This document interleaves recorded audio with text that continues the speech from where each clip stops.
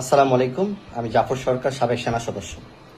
একটি গুরুত্বপূর্ণ বিষয় নিয়ে আলোচনা করতে চাই, সেটা হচ্ছে যারা প্রবাসে গিয়েছেন কর্মসংস্থানের জন্য এবং যারা নতুন করে বাংলাদেশ থেকে যাবেন প্রস্তুতি নিচ্ছেন, তাদের উদ্দেশ্যে একটি কথা বলতে চাই। এই পর্যন্ত আমার কাছে শত শত নয় হাজার হাজার অভিযোগ আসছে। প্রবাসীরা বিভিন্ন বাংলাদেশি মানুষের কাছ থেকে সরাসরি ভিসা নিয়ে যাওয়ার পর কাম টাম কিচ্ছু পায় না, 3 মাস 4 মাস পর কাজে লাগাবে, এই ধরনের কাজ শেখাচ্ছে, বিভিন্ন আকামা লাগাবে, পতাকা লাগাবে, আইডি লাগাবে, এরকম করতে করতে কোনো মানুষের স্বপ্ন পূরণ হচ্ছে না। ওইখানে বসে বসে খাচ্ছে, বাড়ির থেকে টাকা ঋণ করে নিয়ে যাচ্ছে, তাদের আকামা ভালোভাবে লাগাই দেওয়া হচ্ছে না। তার মানে বোঝা গেল ওই দেশের আরবির চাইতে আমাদের বাংলাদেশি যারা মিডিয়া কাজগুলো করে, ভিসা বিক্রি করে দালালগুলো, তারা তাদের লাইফগুলো নষ্ট করে দিচ্ছে। আমি তাদের উদ্দেশ্যে একটি কথা বলতে চাই, আপনারা বাংলাদেশ থেকে কখনো যদি কোনো আত্মীয় স্বজনের মাধ্যমে বিদেশে যান, আমি আগেও বলেছি এখনো বলছি, আপনারা বাড়িতে স্টাম্প করে ডকুমেন্ট করে নিয়ে যাবেন, তারপর আপনারা বিদেশে যাবেন আত্মীয় স্বজনের কাছে। কারণ কি, শতকরা 90% আত্মীয় স্বজনই বিদেশে এই ভিসা পারপাসে বেমানি করে থাকে। বাড়িতে আপনি মারামারি কাটাকাটি করতে পারবেন না, তাই ডকুমেন্ট করে যাবেন। যাওয়ার পরে যদি কোনো চাকরি টাকরি কোনো সমস্যা, আকামা টাকামা নিয়ে ঝামেলা করতে চায়, আপনারা 2 মাস 3 মাস পর্যন্ত অপেক্ষা করে সুন্দর করে বাংলাদেশে এসে সেই টাকার জরিমানা বা সেই টাকা উদ্ধার করবেন আপনার পরিবার বা ফ্যামিলিগতভাবে। এবং গ্রামে সেটা মিটিং করবেন সর্দার মাতা বড়দের সামনে, মেম্বার চেয়ারম্যানদের সামনে, যে আমাকে উনি বিদেশ নিচ্ছে, কথা কাজে আপনি যা টাকা চাচ্ছেন তাই দিচ্ছেন, সব ফর্মালিটি হিসাবে নিয়ে যাবেন। কারণ শতকরা মানুষ বিদেশে যায় বিপদে পড়তেছে, কাতারে যায় বিপদে পড়তেছে, সৌদি আরব যায় বিপদে পড়তেছে, দুবাই যায় বিপদে পড়তেছে। এগুলো তো আমরা ভুক্তভোগী, আমরা একজন প্রবাসী, আমরা জানি যে কি ধরনের মানুষ অবিচার করে। ওইখানে যাওয়ার পর ওইখানে খাবারের থাকা যায় না, থাকার জায়গার সমস্যা, বাড়িতে কতদিন কত টাকা নেবে। কারণ আমি বাঙালিরা আমি দেখেছি শতকরা 98% বাঙালি মালিকরা বেমানি করে।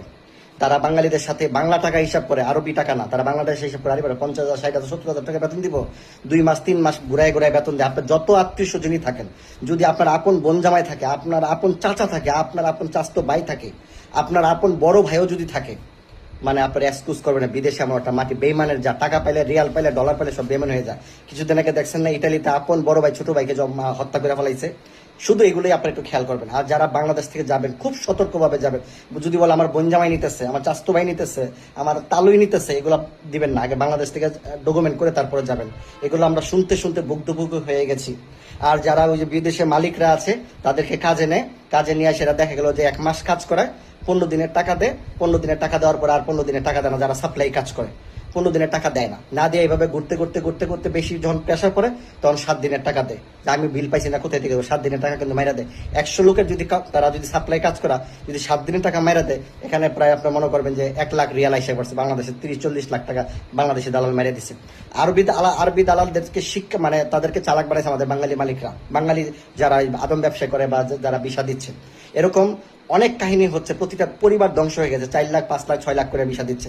অনেকে মনে করেন আমি বাংলাদেশ থেকে ভিসা নিয়ে গেছি, আমি বিপদে পড়ছি, আমি 2-1টা ভিসার ব্যবসা করবো যাতে আমার বিপদগুলো কেটে যায়। আমি আবার 2জনকে নিয়ে আসবো, ওই 2জন মনে করেন আল্লাহর রাস্তায় ঘুরবে, তারা অভিশাপ দেবে, আমার টাকা কিন্তু উঠে গেছে। আমাদের বাঙালিদের চরিত্র কিন্তু সেইটা।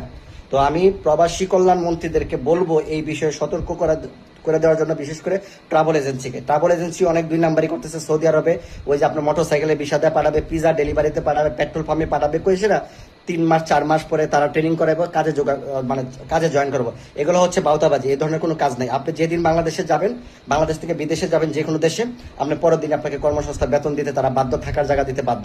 কোনো কোম্পানি থাকা খাওয়া ফ্রি থাকে, কোনো কোম্পানি থাকা থাকে কিন্তু খাওয়া থাকে না। তখন আপনাকে ওই কোম্পানি 300 টাকা বা 500 রিয়াল আপনাকে অ্যাডভান্স দিবে, পরবর্তী মাসের থেকে আপনার কাছে কেটে নেবে, কারণ খাওয়া আপনি নিজের। কিন্তু এছাড়া যদি বলে যে 3 মাস পরে আপনার কাম শিখে কাজ দিবে, তাহলে এটা বাউতাবাজি। তারা চিটার বাটপার, ওই ধরনের লোকদেরকে, ট্রাভেল এজেন্সির মালিক বা ম্যানেজারকে ডাইরেক্ট জুতা পিটা করবেন। আমার কাছে যদি এরকম অভিযোগ যদি থাকে যে ওই ঢাকার কোনো ট্রাভেল এজেন্সি এই ধরনের কার্যক্রম করছে, সরাসরি আল্লাহর রহমতে সরকারের কোনো অর্ডার মানবো না, সরাসরি ট্রাভেল এজেন্সি জায়গায় মালিক এবং ম্যানেজারকে জুতা দিয়ে পিড়াইতে লাইভে তাদের অস্তিত্ব বিলীন করে দেব। আমার দেশের নাগরিককে নিয়ে যদি আর কি অস্তন্ত করে। এই বাংলাদেশের সবচেয়ে আয়ের উৎস হচ্ছে রেমিটেন্স, যা প্রবাসীর পক্ষ থেকে আসে। আর সেই প্রবাসীদেরকে ধ্বংস করার জন্য কিছু আদম অফিস, কিছু ট্রাভেল এজেন্সি এবং বহিরাগত বিশ্বে যারা এই বিশাল দালালি করে, তাদের এই কারণে আজকে আমাদের বাঙালিরা বিদেশে গিয়ে অধপতন এবং ধ্বংসের দ্বার প্রান্ত হয়েছে, ঋণে জর্জরিত হয়ে গেছে, টাকা পয়সা পরিশোধ করতে পারে না, কিস্তিতে ঋণে আসছে বিদেশে, তারা আত্মহত্যা করে, সুসাইড করে, হার্ট অ্যাটাক করে এই অমানুষের বাচ্চাদের জন্য। আমি প্রবাসী কল্যাণ মন্ত্রীদেরকে আরেকটু আপনি সতর্ক করে দিতে চাই, জিনিসটা বিশেষ করে মনে করে দিতে চাই, ইউরোপিয়ান যারা বিদেশে লোক নিয়ে যায়, ওইখানে মাফিয়া কিছু গ্রুপ আছে আমাদের বাঙালির, তারা বিভিন্ন ব্যক্তিদেরকে আটকে লক্ষ লক্ষ টাকা আদায় করে এবং তাদেরকে মানে হত্যার হুমকি দিচ্ছে, তাদেরকে পিটাচ্ছে, মারাচ্ছে, আহত বানাচ্ছে, নিহত বানাচ্ছে, পরিবারকে বাধ্যতামূলক বিদেশে টাকা পাঠানোর জন্য। ওই ধরনের ব্যক্তির জন্য আপনারা একটা নির্দেশ প্রমাণ করেন, ওই ধরনের ব্যক্তিরা যারাই হোক ধরা খাবে তাদের মৃত্যুদণ্ড, তাদেরকে না বলে তার পরিবারকে জেলে ঢুকাইতে হবে। তাহলে দেখবেন যে কোনো প্রবাসীরা বিদেশে যায় কোনো প্রবলেম পড়বে না। আমি যারা আরব দেশে আছেন বিদেশ করে, যত আত্মীয় স্বজনই থাক, যারা আমার এই কথার সাথে সঠিক, তারা অবশ্যই লাইক কমেন্ট শেয়ার করবেন, যেন বাংলাদেশের আর কোনো মানুষ যেন এই ধরনের পরিস্থিতি না হয়। আর যারা সাধারণ মানুষ আছেন বাংলাদেশে, যে এই লাইভ আমরা কেন শেয়ার করবো, হ্যাঁ আজকে আপনার ভাই বিদেশে আছে, আপনার আরেক আত্মীয় বিদেশ যাবে, তারা যেন এই ভোগান্তিতে না পড়ে, তারা যেন কেউ কষ্টসাধ্য না পড়ে, এবং কোনো দালালের মারফতে গিয়ে যেন বিদেশে যেন চোখের পানি না পড়ে। বিদেশ এমন একটা জিনিস, এখানে বাপ বা ভাই বোন বলতে কোনো কথা নাই। আপনারা বিদেশের ইতিহাস সবই দেখতেছেন, যত আত্মীয় স্বজনই থাক, বাড়ি থেকে ইসলাম একদম লিখিত আকারে মেম্বার চেয়ারম্যান সাক্ষী রেখে আপনারা বিদেশে যাবেন, কোনো সমস্যা হবে দেশে আসবেন, ওই তাদের বাড়িঘর বিক্রি করে আপনার 20,000 টাকা রিটার্ন নেবেন। আর যারা বিদেশে বসে কোনো বাঙালির দোকানে আপনারা না যাওয়ার চেষ্টা করবেন, বাঙালির কাছে না চাকরি করার চেষ্টা করবেন, কারণ তারা 2 মাস 3 মাস বেতন ঘুরায় দিবে, এবং আপনার ছুটির শেষে আপনাকে 2 মাসের ছুটি দিয়ে 2 মাসের লিভ স্যালারি দিবে, 2টা আপ ডাউন টিকিট দিবে, 2 মাসের এক্সট্রা বেতন দিবে যতদিন আপনি বাংলাদেশে থাকবেন। কিন্তু বাঙালি মালিকের ওই টাকাটা আপনারা দিতে চান না, তারা লাখ লাখ টাকা মাইরা দেয়, হাতে গোনা কয়েকজন লোক ছাড়া। সমস্ত বাঙালি মালিকরা এইসব চিটার, তারা অভিশাপ কামাই করতেছে, বাঙালি রক্ত চুষে খাচ্ছে। এই বিষয়ে আপনারা সকলে সতর্ক থাকবেন, কারণ বাঙালি মালিকের কাছে যাওয়া মানে আপনাদের জীবনে অধপতন, আর কিচ্ছু না। আরবি মালিকরা ভালো, তাদেরকে খারাপ বানাইছে বাঙালি মালিকরা, বাঙালি সুপারভাইজার, বাঙালি ম্যানেজার, বাঙালি ফোরম্যান, এই ধরনের স্টুপিডরা যায়, সেটা বাঙালির ভবিষ্যৎটা নষ্ট করে দিচ্ছে। নাহলে বাংলাদেশে আরো অনেক রেমিটেন্স আসতো। তো এই বিষয়ে আপনারা সতর্ক থাকবেন। প্রিয় দেশবাসী, সবাই লাইকটা শেয়ার দিবেন। আসসালামু আলাইকুম। 150 টাকা খরচ করে প্রতিদিন খাবার খাবে, এটা চিন্তা করা যায়? একজন প্রধানমন্ত্রী, তার দুপুরের খাবারের মূল্য হবে মাত্র 150 টাকা, এবং তিনি কি সাধারণ জীবনযাপন করেন দেখেন তো আপনারা। তিনি আসলে একটা উদাহরণ সৃষ্টি করতে চাচ্ছেন বাংলাদেশে, তার একজন কর্মী হিসাবে, তার একজন সংরক্ষিত মহিলা আসনের নেত্রী হিসাবে আপনাদের এই সন্তান সেরকমই একটি এক্সাম্পল এই মাদারীপুরে রেখে যেতে চাই।